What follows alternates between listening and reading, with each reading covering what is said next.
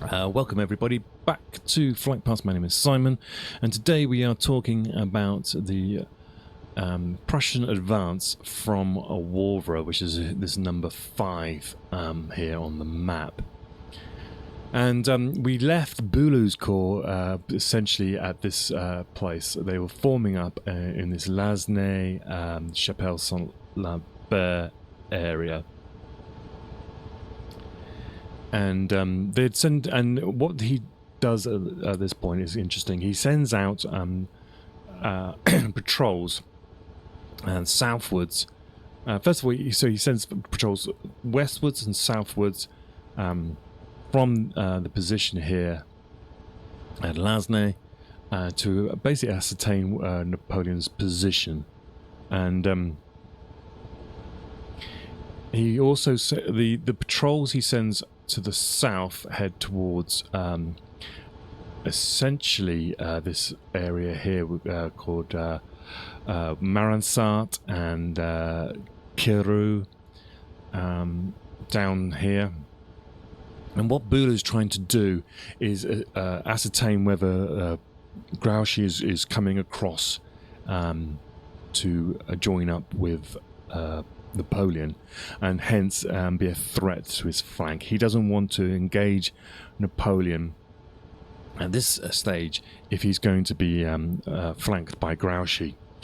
So these so this area is to the south. Let's jump in to the helicopter and we'll move down in that direction.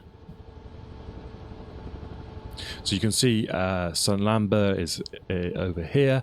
This is essentially where Bulow's corps is forming up, and we're heading now down here. And he's essentially trying to find where Grouchy is, whether he's got any sizable force in this area. And you can see how difficult it is, this terrain. Even if Grouchy could get here, this valley here, the Deal River, is essentially quite a formidable physical structure, physical piece of terrain that would make it difficult to attack him. But he's sending off patrols back down into this area to find out where Grouchy is. Now, when he comes over this way, the patrols are picking up some French cavalry patrols, pickets. They're essentially being sent from Grouchy, who's in the direction of sort of south over Waterloo, but they've been sent over here to make contact with Napoleon.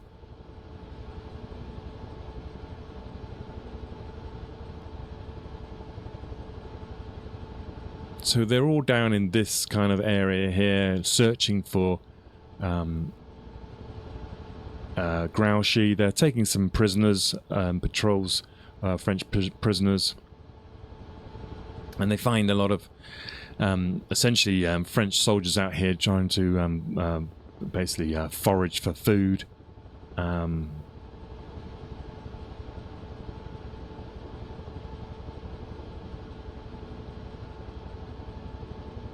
And they learn from these people over here that essentially Napoleon has got is engaging Wellington, and he's got his guard with him.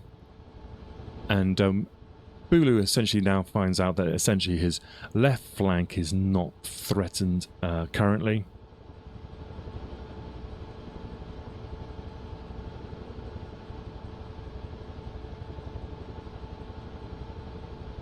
And they move, the patrol comes via this place called Maransart. Now Maransart is here, so it's just to the east of Plancenoit.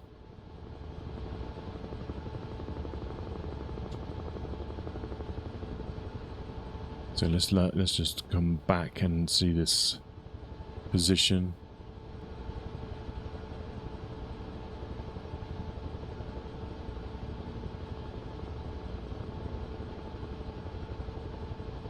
So here we go. This is Saint-Lambert. So this is where the Bulow is. he's sending patrols down into this area here. You can see the battlefield plain in this area here. And Marenstad is essentially, I believe, here in this area. And it's from here that the patrols can look onto the French positions.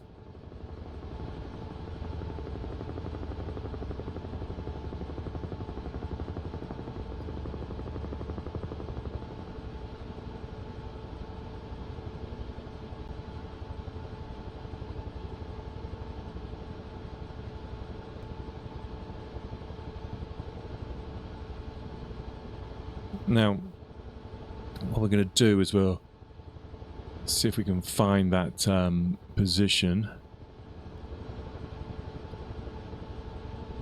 So we've got the battlefield over here. And essentially what I'm trying to say is that the Prussian patrols come right down to the south of Napoleon's position, and they actually are popping out. It's reported that they actually are almost at Napoleon's headquarters of Le Caillou. So I believe here is Marenstad, and we got Fichemont essentially over here, and this is the area that the Bulow's patrols are checking out, and they can come up to this position here and they can see the French on this ridge up here.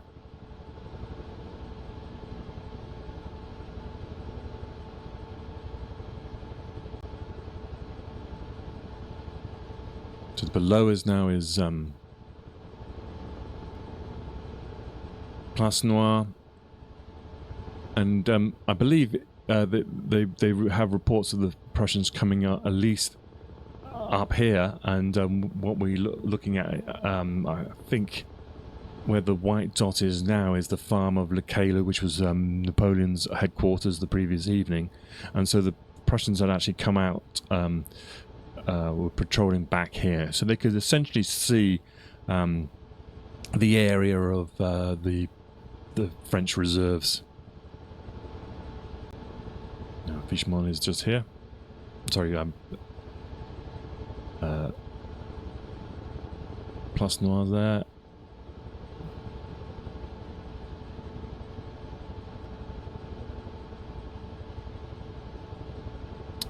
They say that they reached a place called Pass Avant,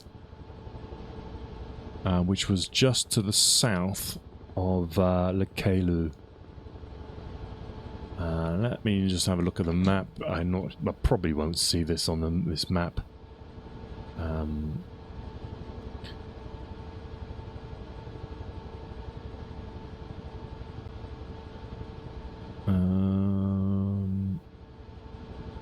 But this is Pass Avant here. We can see the road's called Pass Avant.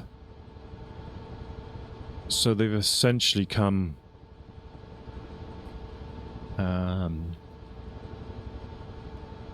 this building here is right in the middle here is Le Caillou, and so they're actually they're just south of Le Caillou farm. So let's go to that area, which is just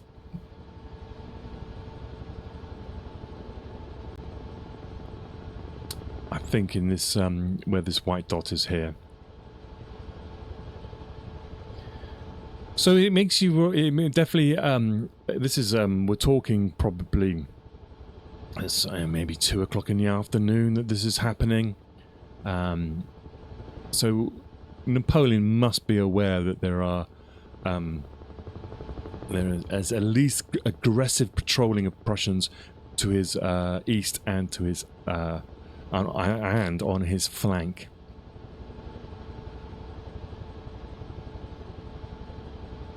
So essentially, I think that this is the area here. It's sort of a down here is Waterloo, so we're talking probably here. Let me just pause, jump out, and see if we can see this properly.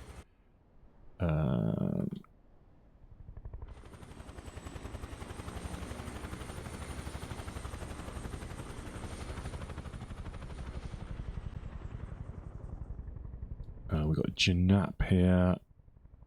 Waterloo Farm is, I think it's this. Actually, no, it's this building here. And yeah, so this is the place, I believe, where they call Passe Avant. So, a view from the Prussian side of things, the patrols have been moving through this area here, and they've actually managed to come essentially behind the French at this point. So how? So Napoleon must have been aware of this aggressive patrolling on his flanks and in his right rear at this time. But he essentially can't really do anything at this point. He's committed. Remember, this is probably around about 2 o'clock in the afternoon. The Bulow's Corps is forming up here at Saint-Lambert. They start popping out of the woods here. And remember, this is 2 o'clock in the afternoon, so we're talking at the time of the French d'Erlon's attack. So that was essentially like with this pressure coming on this side here, knowing that he probably essentially knows that Grouchy's not going to get to him in time, but he's hoping that they at least will attack the Bulow's right flank from this direction, essentially here. And he goes ahead anyway with his infantry attack at this point. But Bulow's come down here and he's looking in this area, and he's not finding any significant French force in this area, so it means he can go ahead with his attack on Napoleon's right.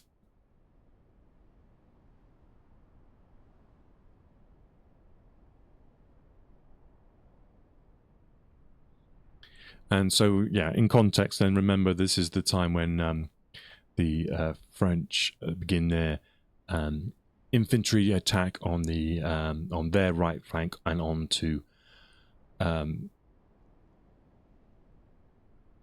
Wellington's left flank. So that means that they are confident when they're doing this attack that they're not going to be attacked themselves from that direction. So remember that at that time there's not a significant force over here, and of course it's all. And there's all like numbers, isn't it? It's like how much is it a threat? What sort of size are we aware of? There's French patrols going everywhere. There's Prussian patrols heading in different directions. So at this time, at 2 o'clock, French go ahead with their infantry attack, which we covered in the previous stream up here. But what you do get a sense of is that both Napoleon and Wellington are aware of the Prussians on their right flank. And what does that mean? Well, it increases the resolve of Wellington. He knows that he's probably got to defend the ridge for around about 4 or 5 hours at least. And it also means that Napoleon thinks he's got to get this battle over and done with as quickly as possible.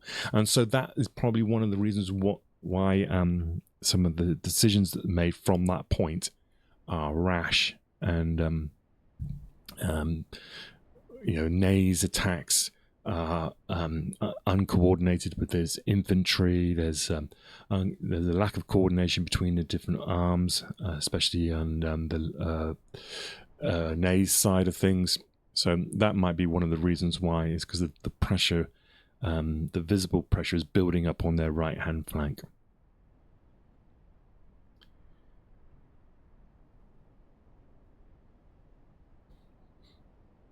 Bulow's forming up here, as we say, and they're sending up scouts looking at this terrain on this side.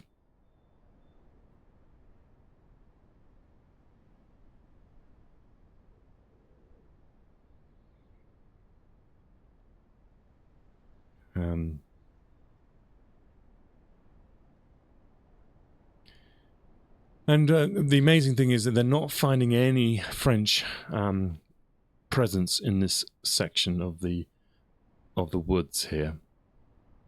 So even though there's a possibility that the Prussians are coming, Napoleon hasn't been aggressive enough to put some of his reserves further forward into these woods to basically do a delaying tactics.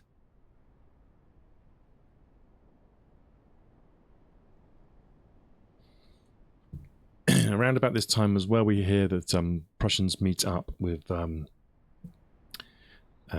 some British 10th Hussars around about Smolhain, which we believe is around here somewhere.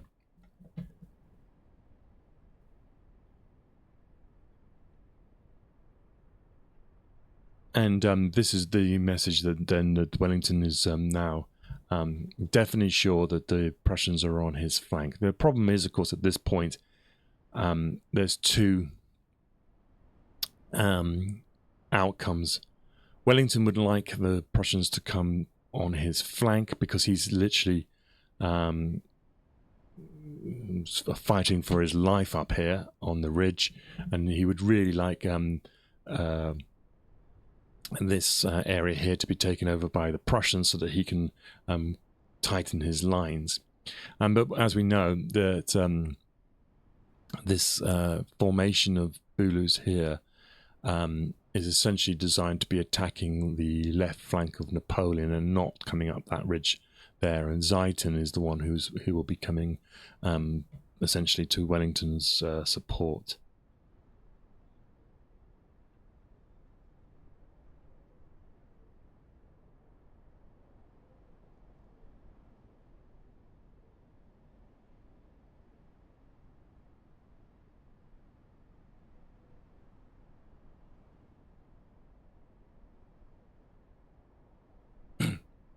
So, you know, we talk about the genius of Napoleon, but we're deeply concerned about his conduct during this campaign, especially.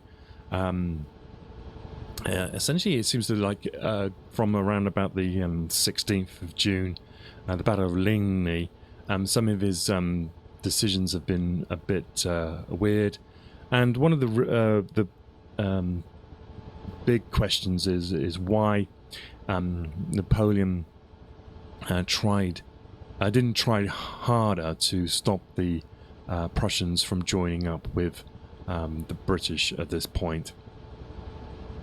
This is essentially where we are now. This is the area here where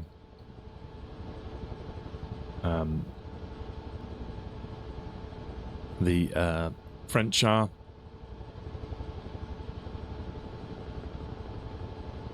And why is it that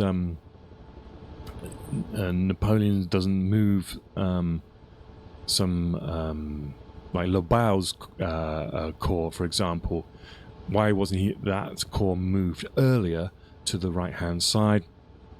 There were some obvious choke points that would have happened if they'd gone over to the edge of the woods, of the Paris woods, essentially in this area here, or even to this the defile of the river at Lansney, would have caused a significant delay to the Prussians joining up with Wellington. And you can see over there, by the way, someone has just taken off. Looks like from Brussels. So if you are, by the way, on Flight Simulator, you can join me. I'm just south of Brussels. You'll find me flying around in the Huey, and you can come and join in and look at the battlefield as well. So yeah, why didn't Napoleon send Lobau's corps out here earlier to harass the join up? That is one of the the great questions of the day.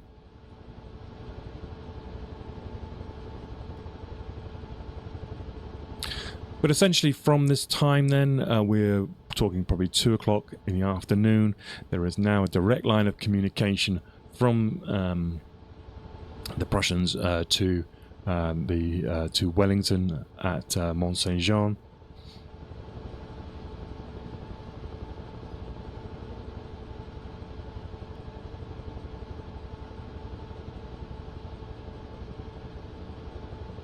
And this is essentially from around about 10 o'clock in the morning, actually. And it was also believed that Blucher would arrive at this point, at this position here, at this time as well.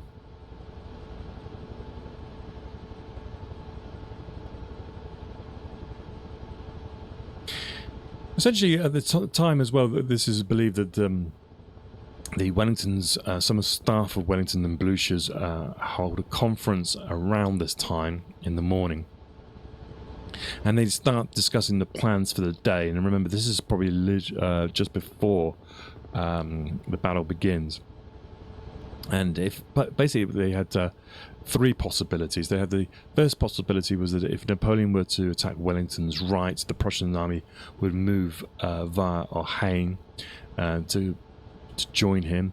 Or secondly, if Napoleon were to attack Wellington's centre and left, then the Prussians were to advance on Napoleon's right. And finally, if Napoleon turned to face the Prussians at Saint-Lambert, Wellington would advance against his left flank and rear. Now, essentially what happens is the second one happens there. Napoleon will begin the attack on Wellington's left. And so the plan would have been for the Prussians to come up on the flank of Napoleon. But one of the interesting questions there as well is that Napoleon might have benefited here by doing a pinning action on Wellington and turning essentially turning his forces around to face the Prussians coming. That's a decent enough argument, because you could argue as well that would Wellington leave his position here to advance on Napoleon's flank. He is known to protect his good positions, so that's another possibility that may have happened. But essentially what happens is that the French do not turn on the Prussians, and so you do have that thing where they are attacking the centre, so the Prussians would attack the right front, but because they've also got pressure on the left flank here, Ziethen will come along the ridge to give Wellington some support.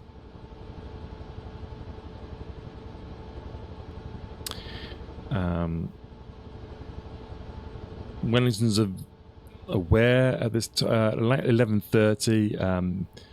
Wellington's aware that 2 of Bulow's brigades have arrived at St. Lambert.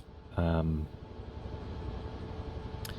the whole corps will probably be available to attack by about 4 o'clock in the afternoon.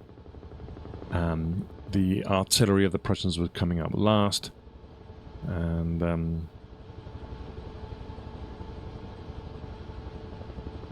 and so it's argued that Wellington knew exactly how long he had to hold out for.